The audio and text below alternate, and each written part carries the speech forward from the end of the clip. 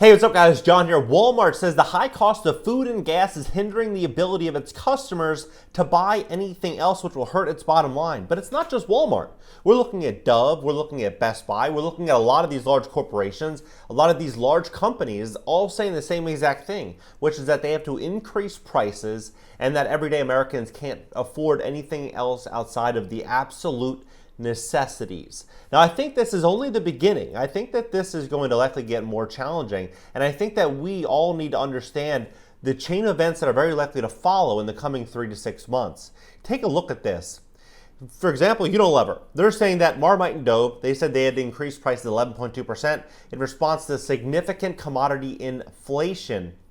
Some of America's biggest companies are flashing warning signs on the U.S. economy, and Walmart grocery shoppers are cutting back. AT&T customers are paying their bills later than usual. Best Buy has seen a dramatic slowdown in demand for electronics, while the unemployment rate remains historic lows and consumer spending continues to grow, albeit at a smaller pace. There are troubling signs for the U.S. economy in the second quarter earnings commentary. Well, just in the last 30 days, over 30,000 tech workers in America lost their jobs. And the unemployment numbers that they're reporting, I really wonder if they're the same numbers that, that are real. Like, I think that this unemployment rate that we currently have, I wonder if this is accurate. But I do know for sure that as we step forward into uncertain times going forward, that unemployment rate is likely only going to continue to skyrocket, and hopefully we start to see the real numbers on that. In many cases, major corporations are painting a grim picture of the economy's future. Walmart sounded the alarm on Monday about its consumers no longer being able to afford anything other than basic groceries. And this information is something all of us need to pay attention to. So if you're running a business, you have to ask yourself, is your product that you're selling, your service that you're selling, is it something that people must have? Is it something that they must have? If the answer is no, then you have to figure out how you can supply much more value to where it is something that people must have. There is no negotiation. They have to have it. And if you can position yourself that way, you're going to, you're obviously going to do much better than you otherwise would, because that's where people are going to be at mentally in the next, they're there now, but I think over the next 3, 6 months, a year, people are going to start really, really focusing on only spending money on things that they must have. The increasing levels of food and fuel inflation are affecting how customers spend, Walmart CEO Doug McMillon said in a statement. On Tuesday, Unilever, a parent company of Dove Soap and Ben & Jerry's, added to the picture. CEO Alan Jope said on a call with analysts that peak cost inflation for the company will not come till later this year, signaling that consumers will continue to be faced with elevated pricing. The threat of recession is starting to impact consumers' confidence by changing spending patterns and behaviors. Then on Wednesday, Best Buy jumped in, flagging a slowdown in customers' interest in electronics. As inflation has continued and consumer sentiment has deteriorated, customers' demand with the consumer electronics industry has softened even further, leading to Q2 financial results below the expectations we shared in May.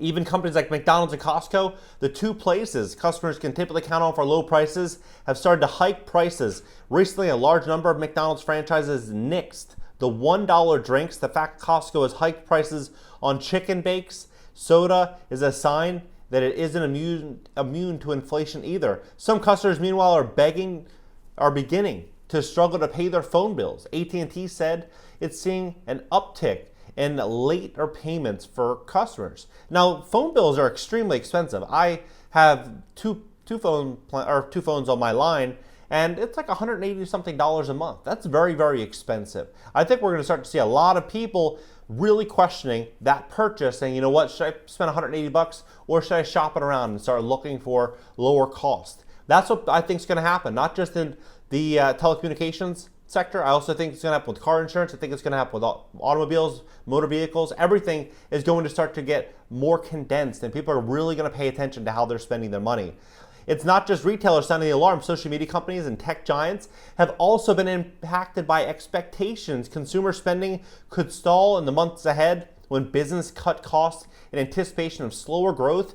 Advertising spending, a major source of revenue for the companies like Snap and Meta, often gets scaled back. Last week, Snap warned investors that it expects slower growth in the months ahead for this very reason.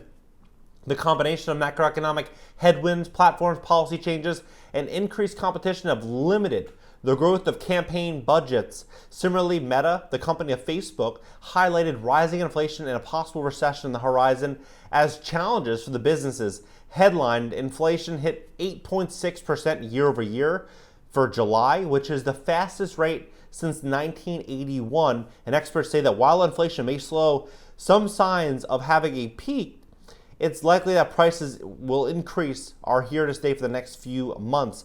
And there's increasing evidence that pandemic savings are beginning to run out for many. Credit card balances have risen $71 billion over the past year. And in April, the personal savings rate fell to its lowest level since 2008. So you just look at the data. Look at the data. People have record high debt. Interest rates are rising. Everything is contracting. Jobs are slowly starting to get laid off. This is going to be a situation in which all these cars are, they're all colliding at once, right? We're stepping into a scenario in which there's no other way out. We're going to be stepping into a recession at minimum. I think it's going to be more of a depression. I think there's going to be more pain than people can comprehend. But, during the pain, I think there's going to be opportunity for the smart and savvy to find ways in which they can be creative, because that's all we can really do. We can look at the information, we can take in the data, but we need to have a plan. We need to have an action plan and take aggressive action so that when things really do hit the fan, you have options, right? Corporate commentary paired with a gloomier picture of Americans' finances hints at a tougher second half of the year for businesses and consumers. One piece of good news due to global supply chains finally catching up with the outsized consumer demand seen earlier this year. Some department stores like Target are flushed with certain products like loungewear, home goods, and electronics. Consumers may find more bargains as stores try to unload bloated inventory, and they may see name brands ducking it out with less expensive store brands to attract their dollars. But there's a reason that they're getting these discounts. Consumers don't want them, having shifted their demands from goods to services, and with inflation impacting everything from food and gas to housing, a discount here is unlikely to make Americans feel any better about the economy. What do you think about this entire situation? Where do you see this all going? When we see a company like Walmart, we see a lot of these low-cost providers saying that they have to increase prices. They're doing this for one of two reasons.